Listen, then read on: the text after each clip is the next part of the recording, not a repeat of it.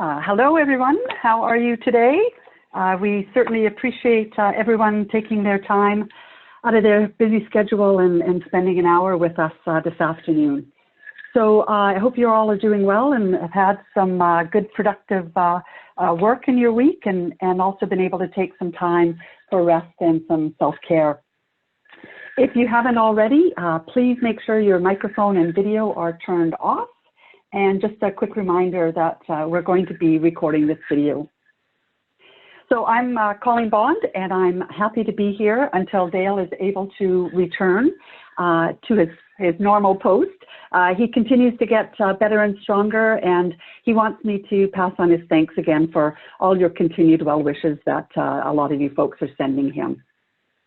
He already has expressed many times over his disappointment that he's not able to be doing these seminars or these webinars and everything else he's got his fingers in, but he knows the benefit of taking time off so he can come back better and stronger, and he's in it for the long term, so that's good news. As always, please use the chat box. So if you've got any questions, put them in there either to the group or to Ashley or myself directly. Ashley is going to be monitoring the chat, the call, and we'll try to answer as many of your questions as we can, time permitting.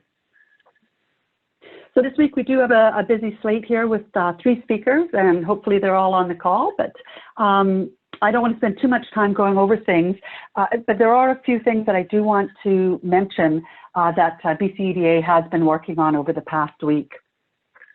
So as always, of course, there's the COVID-19 webpage and the resource guide that Ashley continuously is working on.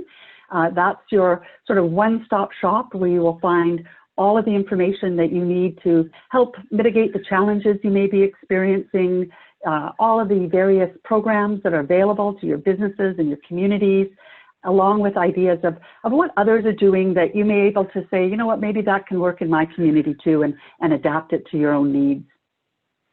We continue to work on these weekly webinars, and we've been really pleased with the caliber of speakers we're getting and the positive feedback that we've received from some of you. If you have any suggestions or ideas that you'd like us to focus on in the coming weeks, just let either Ashley or myself know, and we're happy to consider what you're talking about, and we want to really make sure we're providing that value to you. In addition to our own weekly webinars, we are participating in many others throughout the week, gathering and sharing the information and in turn bringing that information to you. Last week, I mentioned we were working on the Phase 2 COVID-19 survey, and I'm pleased to say that survey is now available to all communities. So this survey is going to be, is available through the BC Business Counts program. Now, if there's any communities who may not have a login for that program, just let us know and we can get you set up. It is quick and easy to do that for you. This Phase 2 survey moves away from that immediate response and starts to collect the information on recovery and how that looks for the businesses in your community. And I mentioned it last week, but you know, we do need to get our businesses to start thinking and moving towards the restart in our communities and how that's going to look and what is it that they need. And that survey is going to help with that. Another key initiative that we're working on is taking recovery planning information and putting it into a doable bite-sized piece. So there's so much information out there. There's the International Economic Development Council's Recovery Toolkit, and some of you have probably accessed that. It's got great information, but it weighs in at about 300 pages. And we do have a Canadian version, and it's a bit smaller, but it's still 200 pages. So that's a lot of information to wade through when you're busy with everything else on your desk, especially today. So we're going to take that information from those documents, other sources, other things that we've been working on over the last couple of weeks, and we're going to condense it down to about 20 pages. So we really just want to give you the necessary information on actual doing. So those are those action steps you need and some suggested strategies. So we'll have more to say about that next week when the document should be finished, and we'll release it out to everyone. We've got a few updates as well on some of the announcements that have been made over the past week. The joint statement by First Ministers on restarting the economy. As we heard last week from Ken from the BC Business Council, the Saskatchewan government was the first to announce some information on reopening their economy. And since then, a couple of other provinces have followed suit. At yesterday's press briefing, our government didn't have too much to say about our province's reopening, other than to say it is being talked about and more information will be following next week. Although today they did announce support to help the forest sector with stumpage fees being deferred for 3 months. There was additional information released on the commercial rent assistance program. So this is the federal and provincial partnership program, and that allows, that lowers rent by about 75% for small businesses that have been affected by COVID-19. And good news for rural communities and their connectivity challenges. BC announced funding to give people in rural, remote, and Indigenous communities across the province access to faster internet services. So this is the $50 million Connecting British Columbia program that now includes a funding stream to help internet service providers with immediate network equipment upgrades to improve that capacity and those speeds. Applications are being accepted now by Northern Development Initiative Trust, and submissions will be reviewed on a first-come, first-served basis. But it looks like they can move quite quickly with funding decisions made within 3 to 5 business days. So today's call, we've got 3 speakers covering everything retail, restaurant, food, commercial real estate. I think there's going to be some really good information here. So first up, we have Carl Littler from the Retail Council of Canada. And Carl, I hope you're on the call. And if you are you able to unmute yourself?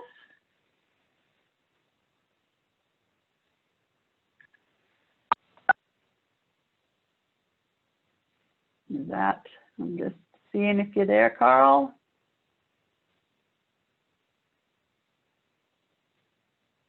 All right, well, maybe not quite yet.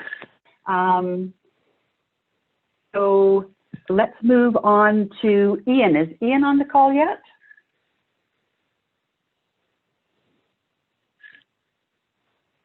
Sorry, Ian Patruco? No, Ian Tostenson from the BC Food and Restaurant and Food Association. Oh, is he on the call? I want to come on in. That's okay. And Ian, not quite yet either. Okay. So you know what? I know Jeremy's here. So why don't we move on to Jeremy right away and get to you soon. So let me move on to the slide. So Jeremy is been involved with real estate since 1992. He specializes in commercial real estate, and he's been doing that since 2000. And he's located in Greater Vancouver, but he's got some excellent experience in smaller communities up north on the island and various other places throughout our province. So if you are ready, Jeremy, you can unmute yourself, and I've got your slides here, so just let me know when you want us to advance your slides.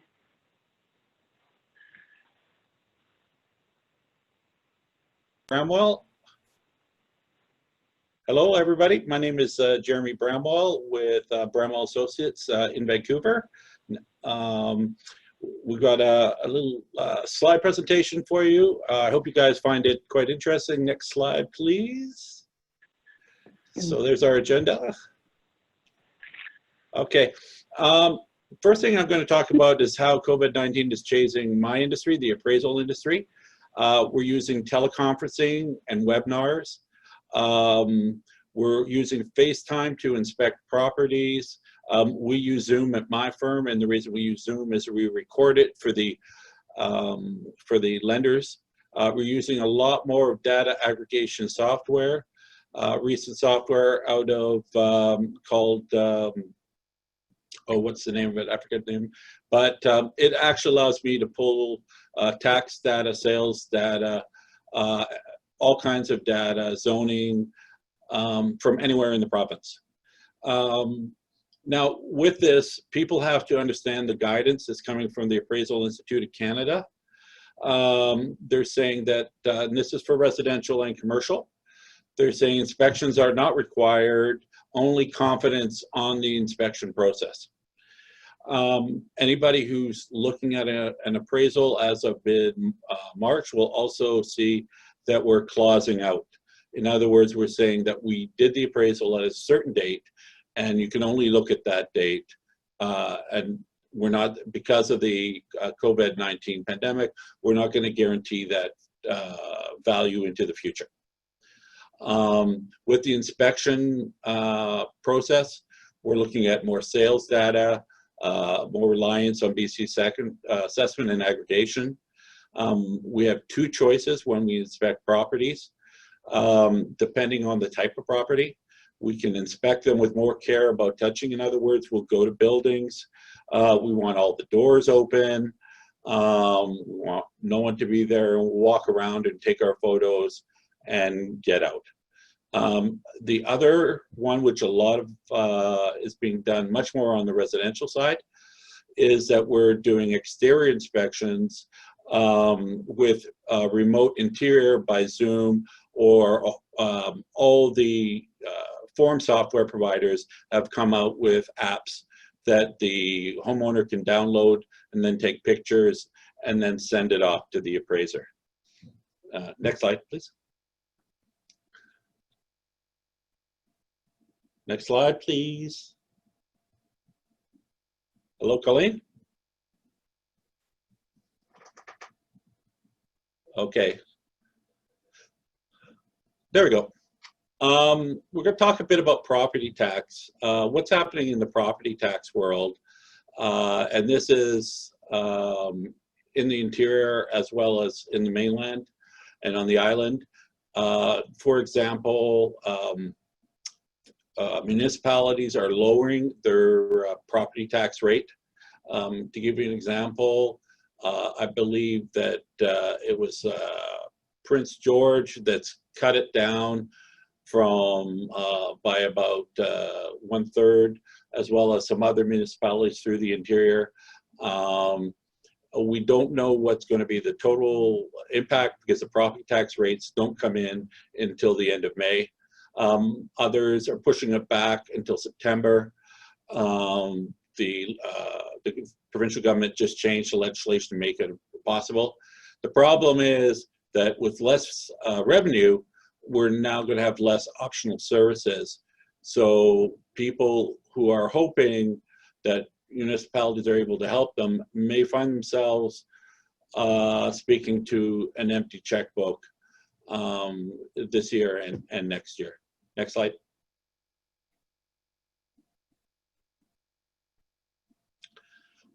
We missed one slide, but I will talk about this because this is important. If you want to get funding from the federal government, you cannot hold a political office. I saw a video 2 days ago, Radium Hot Springs. The counselor said thanks, but no thanks.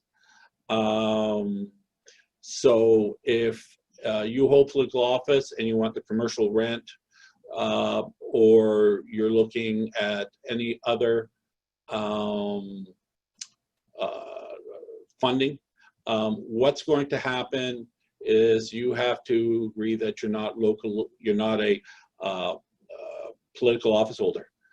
What I'm afraid of is going to happen in a lot of, it doesn't matter in Vancouver, the mayor makes $12,000 a month, but in small towns where the mayor might make $12,000 a year and the councilor's less, if they balance off, am I going to have money for my business, or am I going to stay on council? The equation is quite simple. They're going to deal with their business. This is a real problem because it's going to loss of institutional knowledge. The business community input and decisions will be lost. But more importantly, if more and more people quit, there'll be inability to get a quorum to have a meeting. Appraisers care about this because we count on the councils to be there to make decisions. Also, if you don't have a quorum, you can't pass your property tax bylaw, which have to happen in May. So this is a problem that may be coming in the next couple of weeks as small business people throughout the interior, on the island, up north, they all take a look and go, oh my God, and they start to resign in order to get the funding for their small businesses. Colleen? This is the risk matrix for all commercial properties in the province. The lowest risk is multifamily, then industrial, then office, and of course retail. It doesn't matter where you are in the province, this is it. And we'll go into each one of these in the next slide. We'll start progressing with multifamily.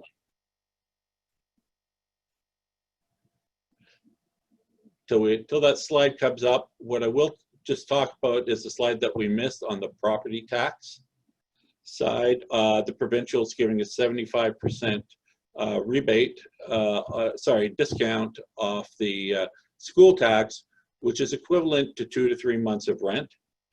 That is a big thing. However, okay, I'll just finish off that comment.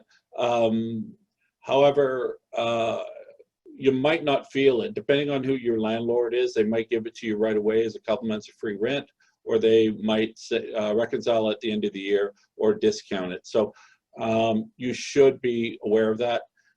The other thing that I was going to talk about in that area was everybody should be appealing their property taxes, because the condition date is the condition date is October 2020, but the value date is July 1st, 2020 for the 2021 assessments. So go out and find yourself a property tax agent like myself, and we could help you. Now, getting to the multifamily data, what we're finding, non-payment was between 5 to 12% in April. We're expecting it in May and June to double. The risk profile is that the highest risk is studios, and then the medium risk is 2 bedrooms, and the lowest risk is 1 and 3 bedrooms. Now, the reason that we've come to the analysis on that is that studios tend to have people who have the least financially stable jobs, where the 2 bedrooms, especially here in the Vancouver area, a lot of them are being shared. Where the lowest risk in 1 and 3 bedrooms, if you have a 3 or better bedroom, you're not gonna risk it.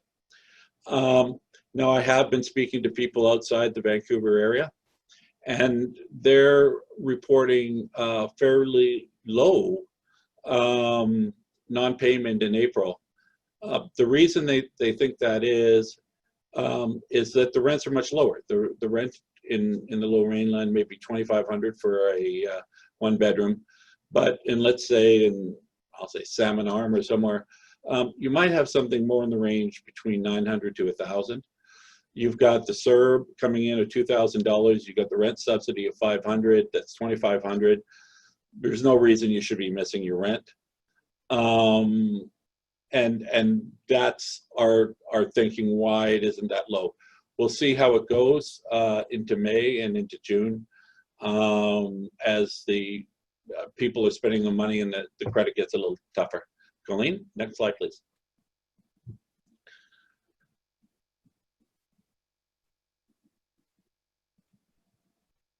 Okay. Okay, the next was going to talk about is office. The tenants in April that were requesting assistance were between 10 to 20%.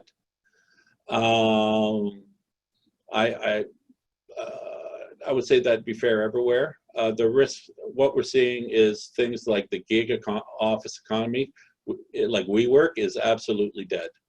No one wants to invest in WeWork, and it's my personal opinion that the 7 floors occupied in the downtown will be 0 floors by the end of the year. Shared office like Regis are more on life support, as small businesses abandon them to work from home and just cut off the lifeline. 25%, there's different articles saying 25% may never come back due to acceptance of technology, and lease termination clauses are being activated. The way that you have to look at this is look at stuff that is associated with it. Now, I will tell you that the hottest item in Staples right now is a webcam and a chair, office chair. You're booking into July. That really does say something to get those. We're looking this was a deep and sudden disruption, more like 2001, than the 2008 recession. So we are looking at this to be very problematic coming back. So we are into recession territory. A reasonable base for forecasting those who are into appraisal would be to discount, to apply the discount that we saw between the 2002 office markets at vacancy and cap rates. Those were very large changes. I believe a review of summary will be required to adjust the inventory. There's a lot of inventory of new office being built, especially in Vancouver. I don't know if everybody's there to take it. Next slide, Colleen. Industrial. Industrial is absolutely the safest thing. Tenants requiring assistance with between 5 to 10%. The risk profile is very limited. Short term, we're not expecting anything. So we're expecting maybe rents to be static. Cap rates will increase if logistics demands diminish with the economy, but right now we're not seeing any valuation changes. We're seeing static valuation in the short term. Okay, we have a question with the housing market. I'll get to questions at the end. Retail. Just about everybody in retail is asking for assistance. Basically, in the Lower Mainland, about 70% are small business. When we get out, it's nearly everybody small business. 25% are gone. They're just done. They were marginal businesses to start with. If this goes over 3 months, we're expecting this to increase. But that's not my big thing. My big thing is discretionary spending of households. Households are spending a lot of money right now, and they're using up the credit and they're using up their savings. And this is the money that is traditionally used for capital formation for new businesses. So each month that we go along with this stay at home, we're looking at 3 to 6 months estimated no replacement of vacant retail. In other words, that retail capacity is gone. So, you know, if this thing goes on for 3 months, it's going to be February 2021 to November 2021 till we get back to some semblance of order. If this goes on for 5 months, we're into 2023, 2022, 2023. This, you know, this is really, you know, this is really the thing. We have a question. Oh, another question went off the screen. Colleen, next screen, please.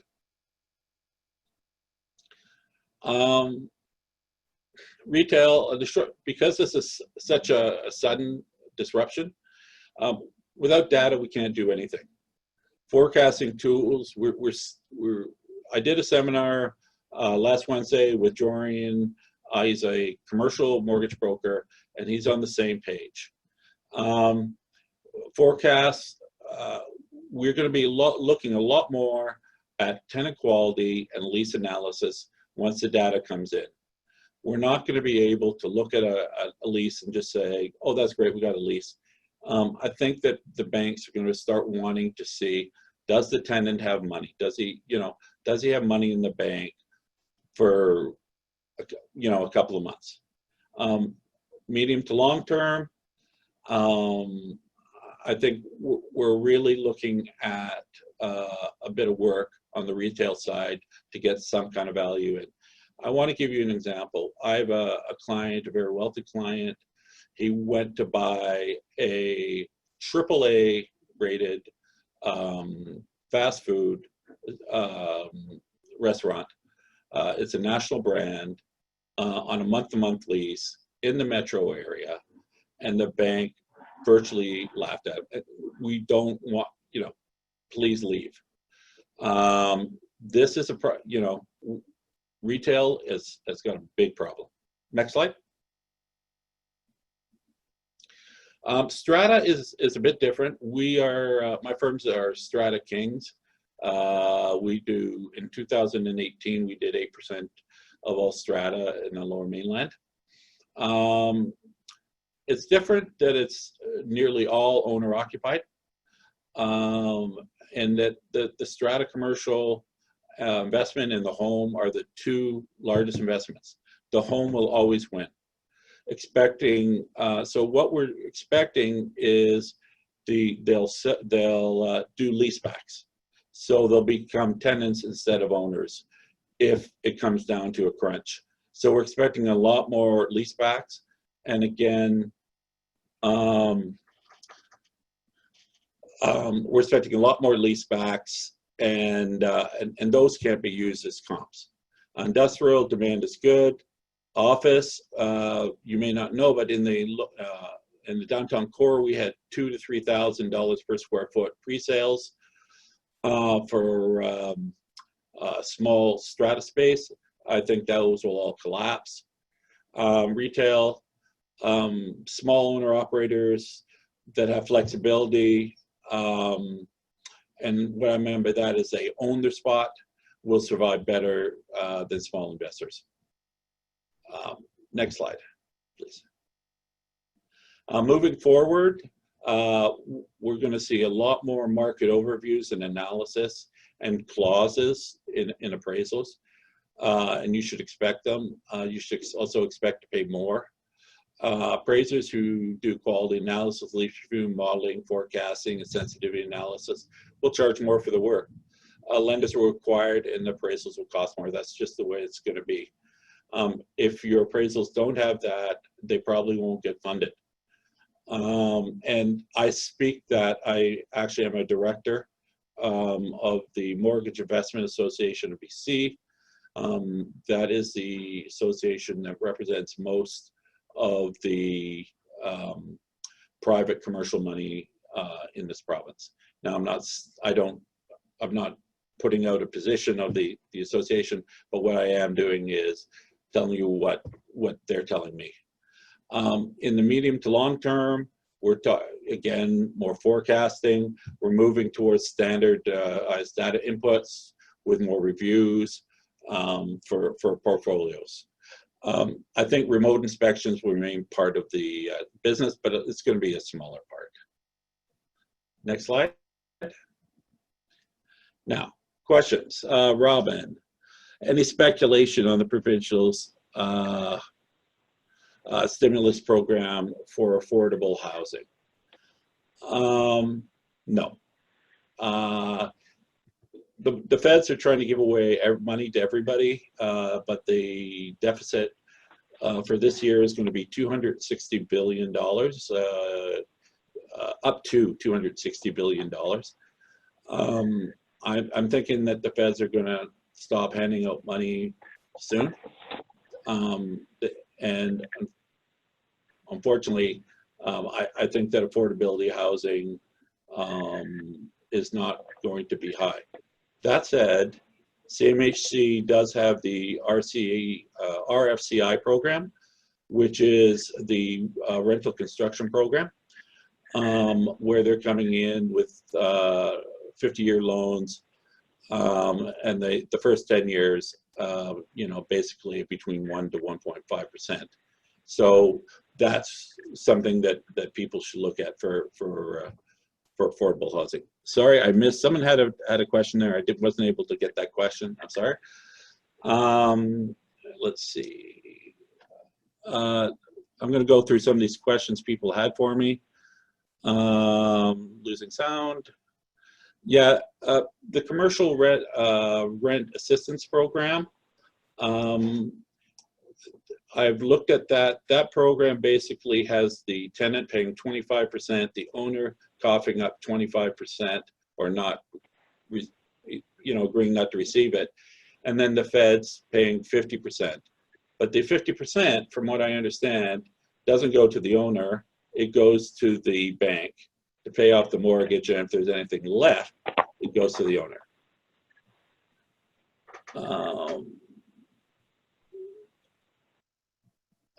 No, I can't help you there. Sir, where do I see the housing market going in the next 6 months, particularly on Vancouver Island, Victoria, and North Island? Short term, I don't see it. I think it really does depend on the community.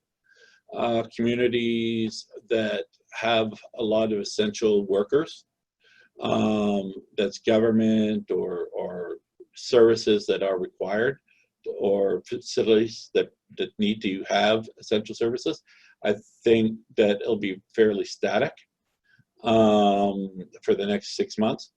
If you have a lot of communities where there's a high percentage of people staying home and relying on CERB, I don't think, I think that there's some illiquidity in that, in the particular housing market. In regards to 2021 property tax assessment values, BC Assessment does all of these, and they will be dealing with the values as of July 1st, 2020 for the 2021 roll. This is going to be a massive problem because they will have no data. You have to understand there's a pipeline. For residential, it's basically 2 to 3 months until the data gets there. So the residential data will be a little bit better, but commercial data, the pipeline is usually can be anywhere from 3 to 9 months. So deals that are transacting in August will be done before the lockdown. So they won't be able to be used. So it's going to be a big mess. And that's why everybody's going to be, with commercial properties, should be appealing so they can get into PAB, and so that'll be the summer of 2021 when there'll be some idea of what the values were in 2020. And I answered that question. And I answered that question, residential.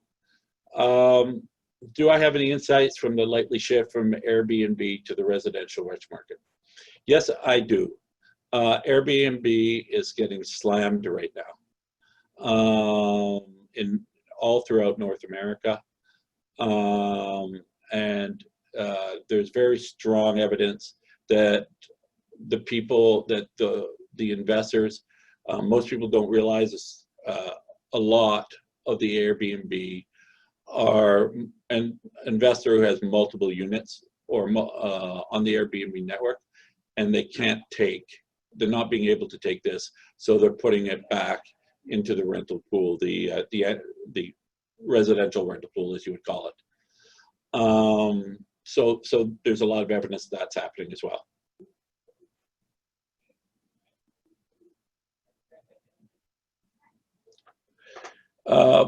If you can address how access data would be more rent. Yeah, data in smaller towns is a lot more problematic. Like I said, we have a lot more data aggregation software, so we can do a lot more research. I can through my data aggregation software. Like I said, we can pull any title, any zoning, any OCP in the province. But that software, yeah. So when we get into small towns, I'm actually involved in some expropriation in Sycamoose. So what we're just doing is we're just going down the highway, checking out with the software, what's sold, what's not, and then digging deep into it. And there isn't a lot of data available. It's just research, and local communities are going to have to spend time on the phone if they can, or use like SurveyMonkey or whatever. We're finding we're using a lot more webinars, and that works a lot. Have I used up my time there, Dale? Colleen? Oh, I'm into 236 and there's other speakers, so I should probably turn it over.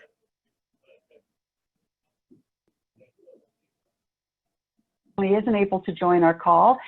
Ian has been. I am here.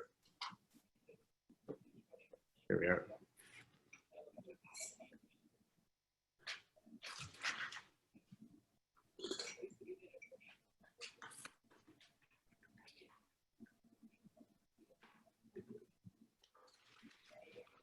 Ian, if this is Ashley with BCEDA, if you'd like to take it away, it looks like you have control of the screen there.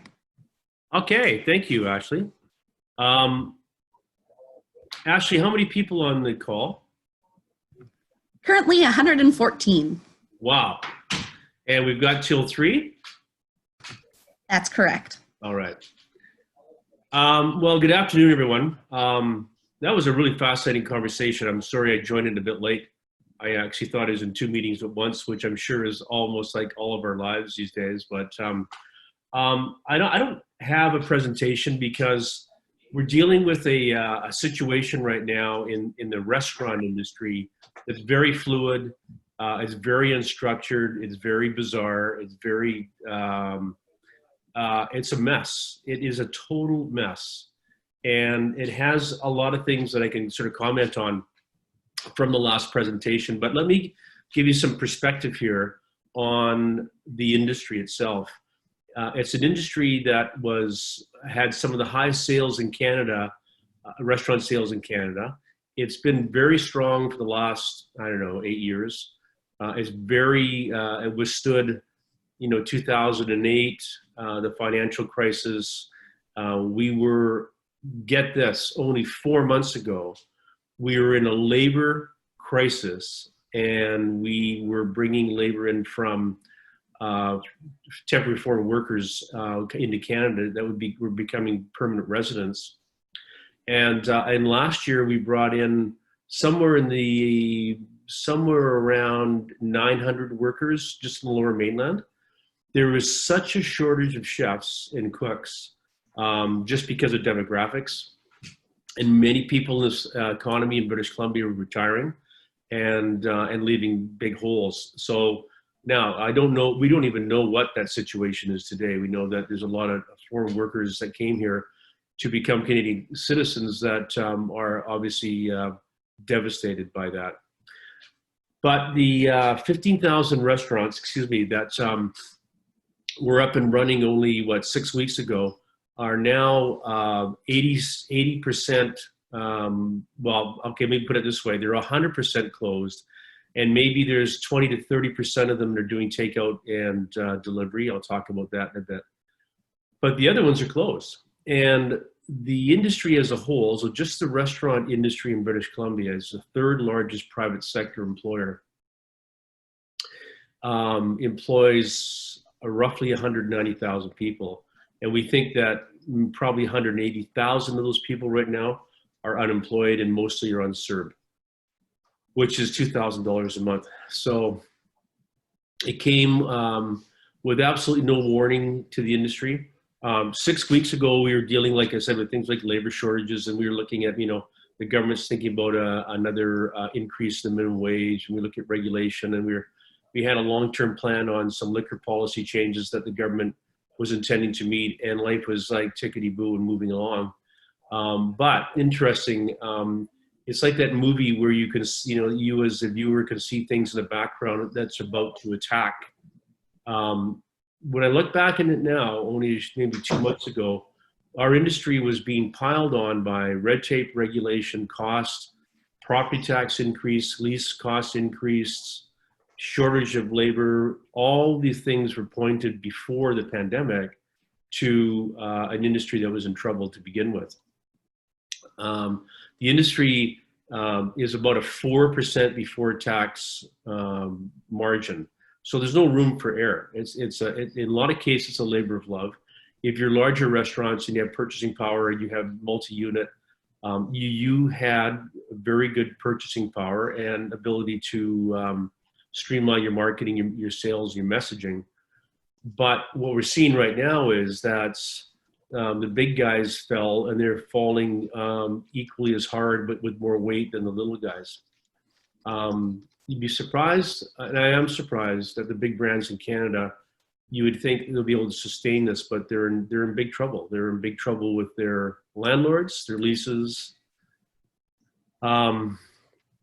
Just like the little guy is in the same boat. So when this happened, we virtually stopped, the industry was stopped overnight.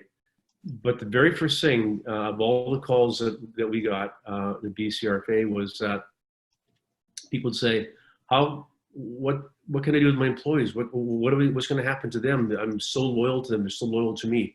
I never heard a business owner say, well, you know what? I got to shed costs and take care of myself here because this is a tragedy. So hats off to the hospitality industry. And hats off to the federal government, because that was when CERB came in, and that's the $2,000 a month. So that 180,000 people, at least there was income coming in. It was alluded to earlier in these presentations. Of course, it doesn't make for the gap between income and what was being earned in gratuities, but at least it was money. And so that happened. And what we did as an organization, which was kind of interesting, is we declared that we needed to be the hub for our industry. We needed to be the go-to place. We needed to be here, literally, I mean this, 24/7 in a very small but core and very high-performing staff. And we said, if you are a small business, if you're a business person, and where are you going to go? One day, after about 2 days of this, when this first happened, or maybe a week into it, a business owner phoned me, and she said, I phoned her back, and she said, oh my God, she said, I'm just sitting here writing letters to my MLA. This was so sad, right? My MLA and my MP to see what they can do to help my business. And I said, well, ma'am, we're here to help you do that. And here's all this help. And the people were so shocked. They didn't know where to turn, what to say, who to ask. So we wanted to step it up and be that hub, and we became that hub. And it was just being totally available, totally selfish. I published, not that it mattered, but I published my cell number. I said, call me anytime, emails anytime. And we needed to triage the business person and the small business person, which 70% of the industry is small business. Then we are now sort of we got through, so we're going to May here. So April, rent, I think that was a disaster in a lot of cases. A lot of people did not have the cash to pay rent. And of course, the uncertainty as to where this whole thing is going. Then the programs for the wage subsidy, the 75%, which if any of you are in business, you should be applying for that. That's a really good program. Of all the programs, it's probably the best. The $40,000 loan program, 30,000 of which is forgivable, is a good program. Although, if you're in a situation needing cash, you're piling on debt now. And we saw a lot of business owners start to say, you know what, I don't want to go down that road. I don't want more debt, and I don't want more deferrals. We wrote the Premier literally the night this happened and said to him, we got to sort of defer. We used the word defer, and I wish kind of now, we didn't know at the time, but so we deferred, we talk about property taxes, employer health tax, PST, carbon taxes, anything that was due and payable. The government basically came back and put that off till September. That is a big risk, because if you're a small business person, you're looking at this now and saying, okay, my rent obligations and liability are likely piling up. My deferral / obligation is going to be coming due, both from a federal and provincial. And we're seeing now that approximately our sort of colleagues in the industry, Restaurants Canada, did a survey a few weeks ago. They said 10% of the industry won't come back just because it's, they don't want to, it's not worth it. And now today, one of the stats that's out in the marketplace is that potentially 1 of every 2 small business independent restaurants will not reopen. It's the uncertainty, it's the money, it just kind of walk away. It's just absolutely tragic. And I'm not for 1 minute holding up that, poor us versus poor anybody. I'm just saying this is an example of poor everybody. This is a life example of almost 200,000 people that have been in shock. Some of the things that we did very quickly was, and if anybody's in this sort of mode, find out who your allies are. Our natural allies were the British Columbia Wine Institute, Able BC, which does pubs and private retail liquor stores, the Craft Brewers of BC. I brought them in as allies because they cover a large swath too. We're by far the largest, but they cover the local economy, local producers. And the brands are very emotional because they're products that are made and produced in British Columbia. 2 of us went to the ministry that's responsible for liquor, and this was 4 weeks ago and on a Friday, and we said, we think it'd be a great idea to be able to add alcohol to deliveries, for food deliveries when restaurants are delivering. And we got that done in about 2 days. And typically that kind of stuff takes about 10 years, literally, it's just, so I've been really impressed in general with the responsiveness of the provincial government. And that's one of the ideas. So anything that's incremental or can add to, they've been really quite good at. So we put that into place. And then I guess that's part of the story is as we sort of wait where it's going. About 8 days ago, Dr. Henry said on a Monday, she said, I'd be really interested to hear from the restaurant industry as to what their innovation and ideas are with respect to opening. And we had been thinking about this and working on it and collecting some best practices. So again, for anybody that's involved in a group here, I highly recommend this. It's turned out so well for industry. On the Monday, she said that on the Monday night and Tuesday, we worked all day to put together the A-team of restaurant owners and experience in the province. We had put together a document that to get to them on a Tuesday night for a Wednesday Zoom meeting at 10 a.m., which was to discuss, here is best practices in the world. Here are things that we have to consider as an industry.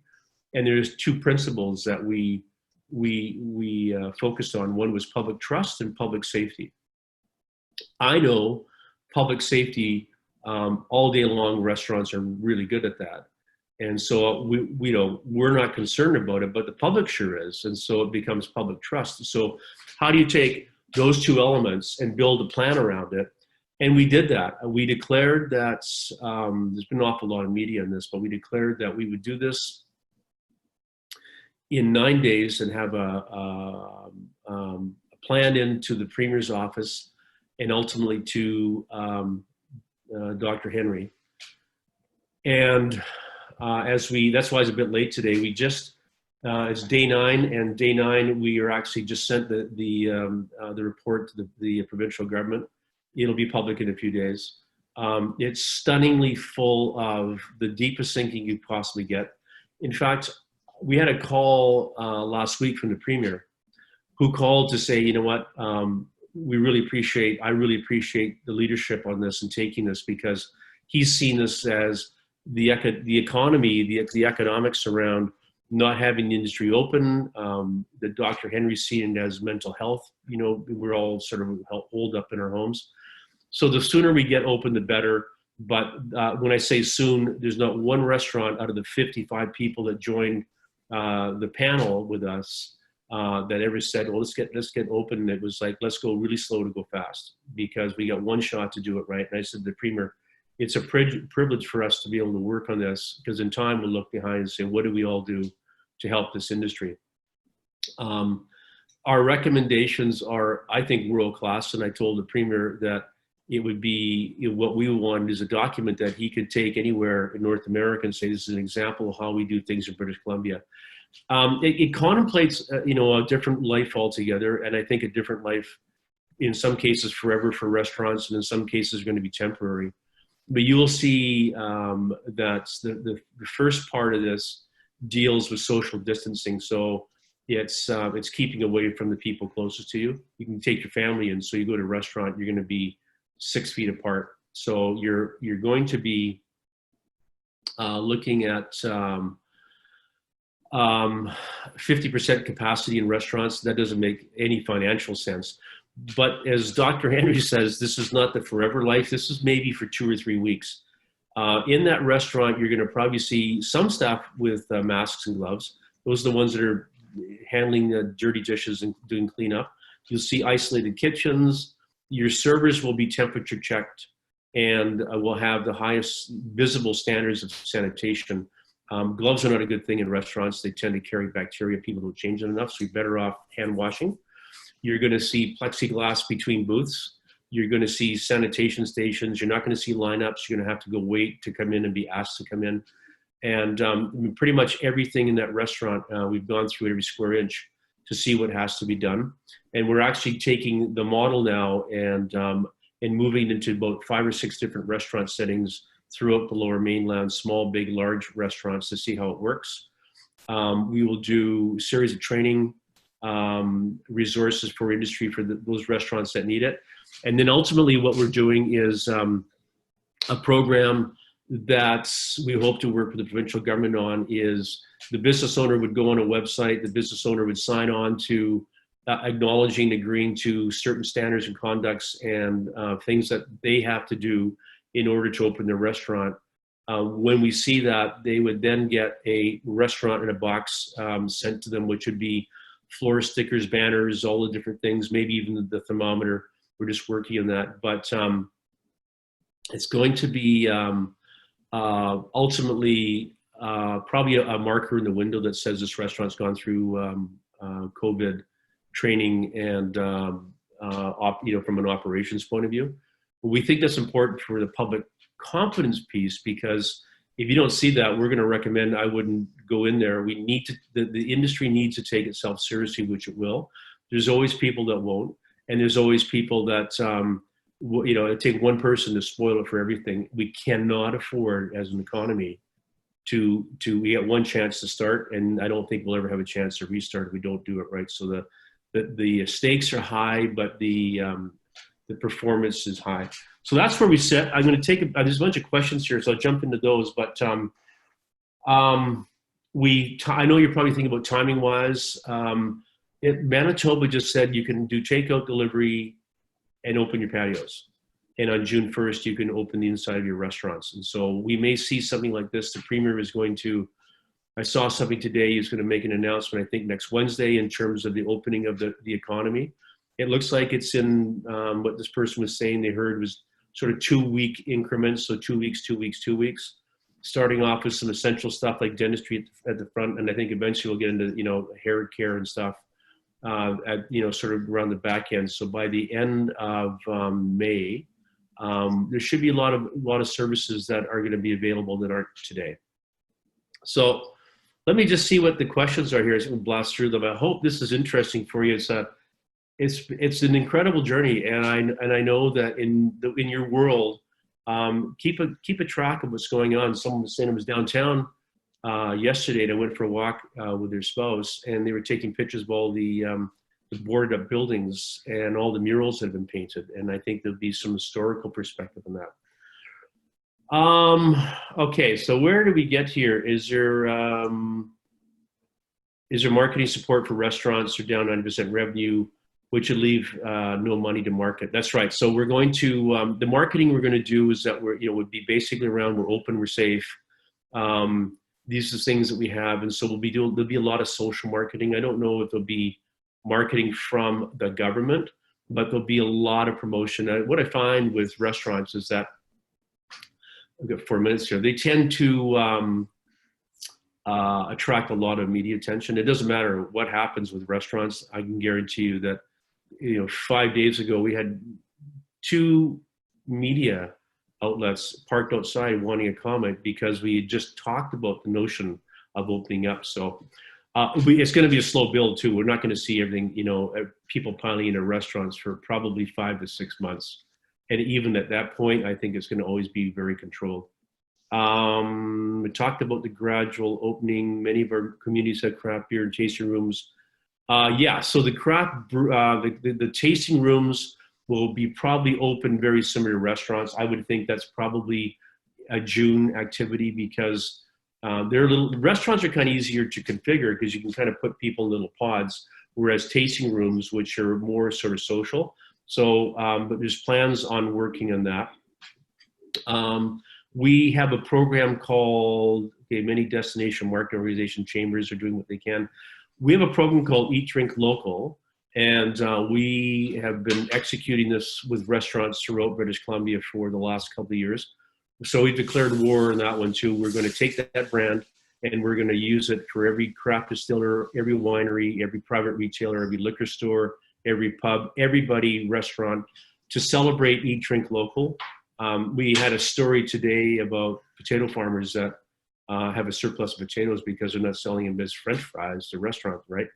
So there's a whole bunch of things that we need to do as a community to do our own tourism and eat our own food and all these things. So some good things are going to come out of this, but we're going to have to get to a stronger psychological state to feel comfortable by going out. And that's why a lot of the things that we're doing with the rest program is intended to give you the confidence that you're going to be all right. And you're not going to get sick, and we're going to have employees that if they are sick, they're going to be asked, they will be sent home and they'll be taken care of. So there's no reason for anything. If there's a customer or a guest in a restaurant, same thing. The public will demand that kind of activity.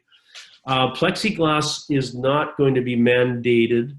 Won't be you can't, I think what's going to happen is they may say if you want to operate booths and keep your booths close to each other, then you're going to have to put plexiglass there. If you don't want to do that, then you have to separate the booths.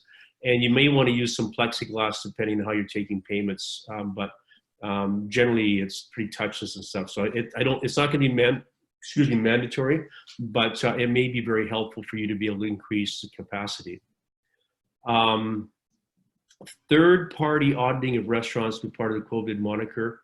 So the third party, we would use WorkSafe and the health authorities to do that. And honest to God, I mean, black and white, you're not doing it right, we're going to get you closed because the public has no tolerance for anything besides feeling totally safe and totally hygienic. The innovations around alcohol, I believe they're going to stay in place. And I'll tell you why. It's pretty hard to take it away from us right now. We just got to make sure that we're doing it right. We have some restaurants we're turning to liquor stores, mobile liquor stores. They don't worry about the food. So we said, no, the intent is food and alcohol. There's no limit in the alcohol. You can buy as much as you want, but we're finding that, these people are they're trying to get a dinner and some alcohol, not like, bulk buying. Health authority and fire inspection sign off for restaurants. Well, they do now. And part of this is going to be we're at 3 o'clock here, but I think more of this is going to be around the patios and the reconfiguration of patios, because the municipalities have signaled that they're very interested in opening up the patios and making them larger. That might be temporary, but Dr. Dr. Henry did say we're better to be outside in the patio than inside. So that, I think, it's 3 o'clock. Thanks so much, Ian. And thank you to Jeremy as well for joining us today. Just wanted to highlight again, next week is Economic Development Week. So we look forward to presenting some exciting stories and releasing some new materials as well. Please keep up the great work, and we look forward to hearing from you again next week. Thank you. Thank you.